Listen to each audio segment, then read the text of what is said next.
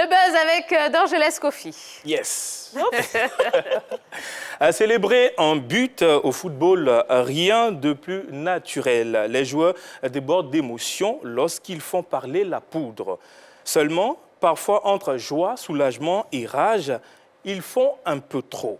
Pourquoi cette joie après les buts? Pourquoi les joueurs prennent autant de risques après d'avoir marqué un but tout simplement? D'autres vont jusqu'à même se blesser. Eh bien, ça fait le buzz.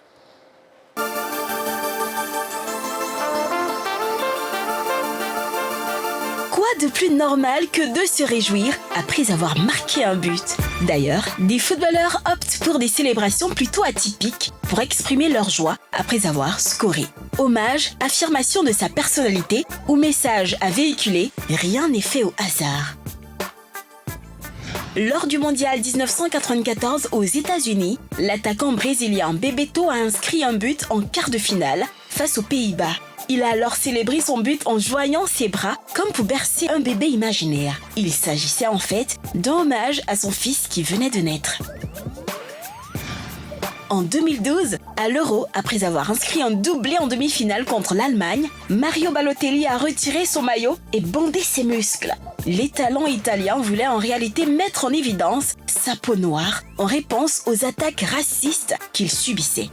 Au mondial 90, Roger Mila a dansé à 2 reprises le Makossa, le célèbre genre musical camerounais, pour célébrer la qualification historique du Cameroun en demi-finale de la compétition devant la Colombie. Son objectif était de promouvoir la culture de son pays. Dans la même veine, à Guingamp et Marseille, Didier Drogba exécutait des pas de coupé-décalé pour célébrer ses buts.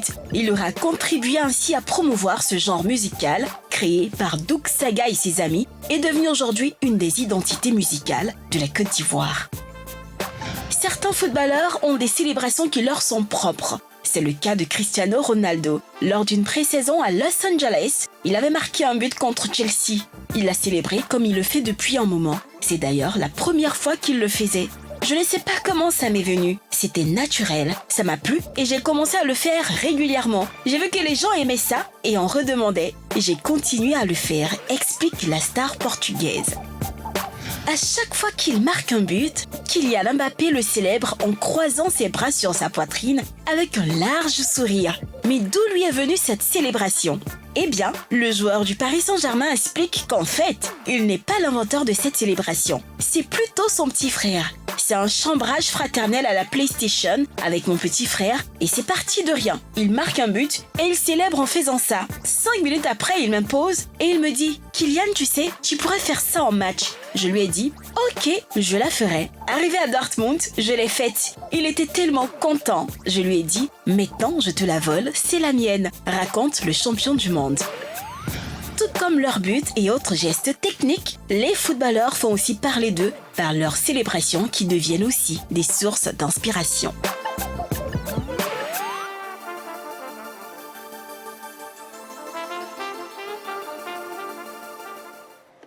Ah ouais, moi j'aime la célébration de Umtiti.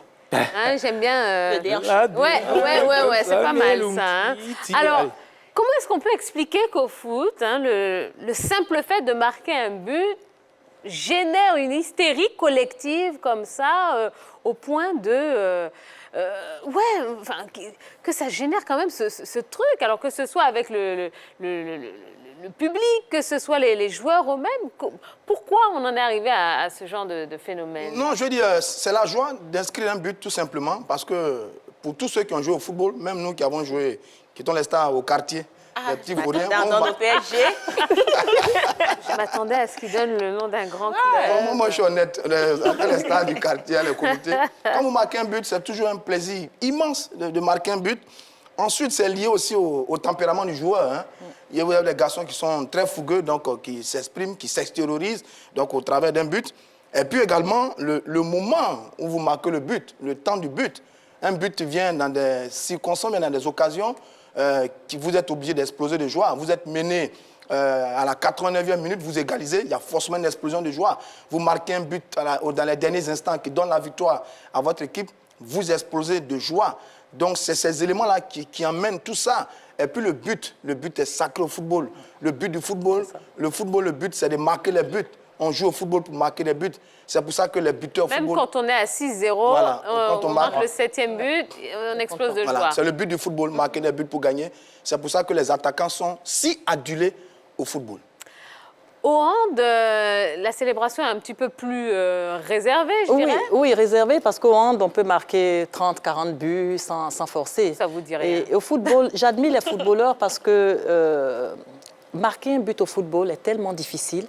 Quand je regarde jouer au pied et aller marquer un but avec 22 joueurs sur le terrain, c'est tellement difficile. Donc, quand on marque un but, c'est normal qu'on l'exprime, qu'on soit content, parce que c'est rare de marquer un but.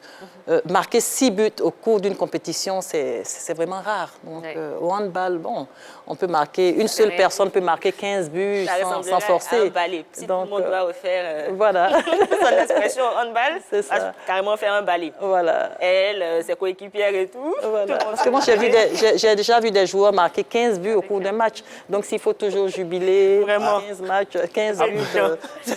Après, sur l'élément, on a eu beaucoup de noms, plusieurs noms qui ont Balotelli et autres. Mais on n'oublie pas Gabriel Batistuta. Lui, c'était plutôt la mitraillette quand il marquait. On a parlé également ce joueur-là, Marco Tadelli. Lui, quand il marque, il court sur 50 mètres pour célébrer son but. Mais pourquoi Non, parce que... Pourquoi se fatiguer encore plus? C'est ce qu'il a dit. C'est sacré. Tout le monde ne marque pas. Et puis, on a quand même des joueurs qui le font de façon simple. Hein. Pogba, qui fait le dab. On a Dybala, lui, c'est comme ça, dans les yeux. Et puis, Griezmann, qui est venu avec, avec son geste, sa manière de danser tout simplement. Donc, il faut dire que chacun a sa technique. Oui, moi, je pense qu'il faut voir plus loin. Il y a des messages que les joueurs veulent transmettre quand ils marquent un but. Quand vous voyez Bebeto faire ça, c'est un message qu'il veut nous transmettre. Donc, je pense qu'il ne faut pas... Oui, c'est juste, derrière chaque célébration, il y a toujours un message. L'image de Bebeto qui a fait le tour du monde en 1994, mondial aux États-Unis, remporté d'ailleurs par le Brésil.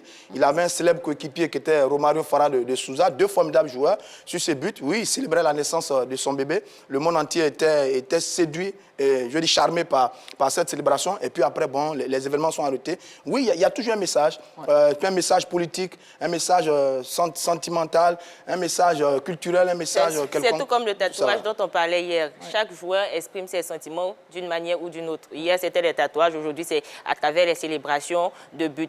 Peut-être qu'on ne le voit pas aussi, mais les joueurs sont peut-être stressés pendant le match à l'idée de marquer. Donc, le fait de marquer, déjà, ça les libère et la célébration suit, en fait. Alors, il y a le mauvais côté aussi de la célébration, quand on voit ceux qui font des saltos et autres, qui risquent de se faire très mal ou qui se font parfois très mal. Est-ce qu'en tant qu'entraîneur ou en tant que président de club, c'est quelque chose qui est tolérable, ce genre de célébration de but? Vous savez, moi je pense que c'est des choses qui s'apprennent déjà à l'entraînement. Je me dis, quand je vais marquer, par exemple, le but de la victoire, voilà ce que je vais faire, ça s'apprend à l'entraînement. Hein. Tout le monde ne peut pas faire des saltos comme ça si on ne s'était pas entraîné avant. Donc, bon, c'est des choses qui s'apprennent. Et puis, bon, c'est toujours bien vu puisque c'est après un but. Voilà. Donc, je laisse.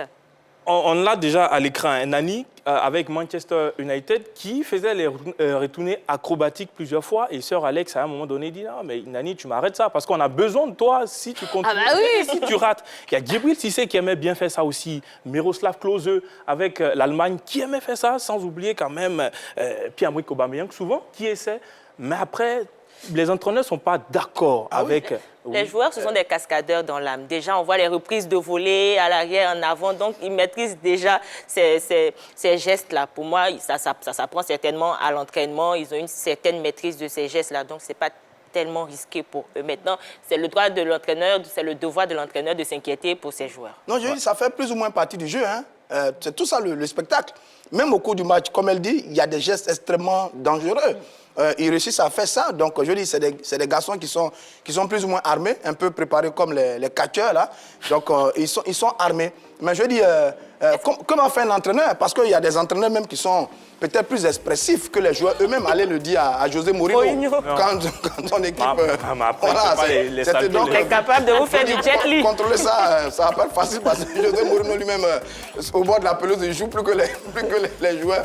Mais je dis, tout ça, ça fait partie du spectacle. Mais c'est vrai qu'il y a des gestes dangereux. Les ciseaux, bon, on devait peut-être mesurer tout ça.